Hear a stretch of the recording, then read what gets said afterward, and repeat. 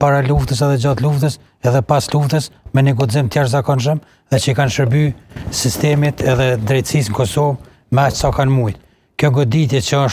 ka ndodhur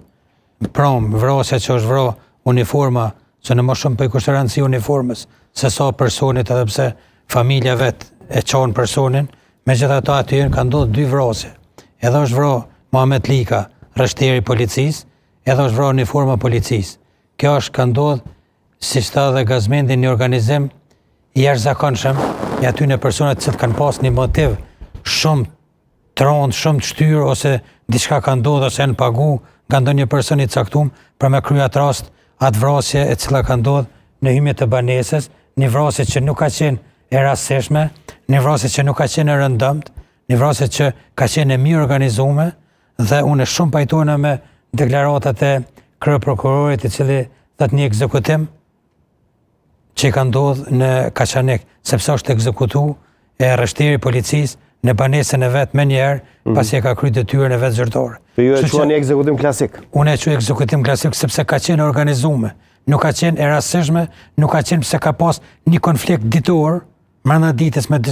ndonjë person, po ka qenë një paraprgatitje kogja e gjatë që mozon në befasi edhe rreshteri policisë. Ne dim se se tha edhe i nderumi Elezi që policia janë të përgatitur.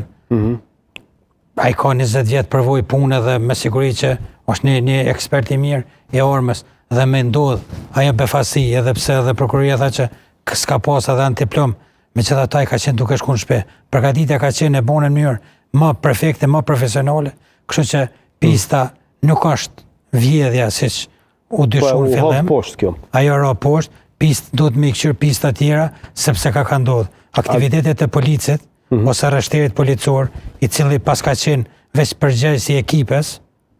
edhe pse grada e rreshterit është me siguri një gradë që duhet me pas rëndësi pak më të madhe në stacionin policor, ndoshta duhet me shiqu pistat edhe te angazhimi i tij që ka qenë pjesën veriore të Kosovës, ku ka shërbyer 1 muaj ose 2 muaj. Dhe ndoshta ekspozimi i tij i teprum ka bën që të njerëz ose qytetarët jo shqiptarët në nacionalitetet ndryshme të marrin, të godasin e policë që kanë shërbyer në sigurinë e Mitrovicë. Edhe kjo pjesë ndoshta duhet më kontrollu, duhet më shiqu, por shumica e informacioneve duhet më marr nga kolegët e tine, sepse siç e tha dhe Gazmendi, dikush din diçka. Dhe duhet zbardhet informacionet që i kanë ose kolegët e vet ose familjarët e vet. Dhe unë besoj që më shumë kanë informacione kolegët e vet brenda stacionit policisë se sa kanë familjarët e vet. Nëse i referohemi deklaratat publike edhe shumë intervista që ishin realizuar sot para varrimit, gjatë varrimit, nuk u that këtë patur ndonjë.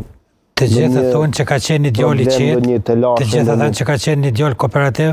të gjithë thonë që i ka shërbyer komunitetit dhe më ndodh kjo vrasje klasike ndaj një qytetari ose ndaj një policës ose ndaj uniformit policisë.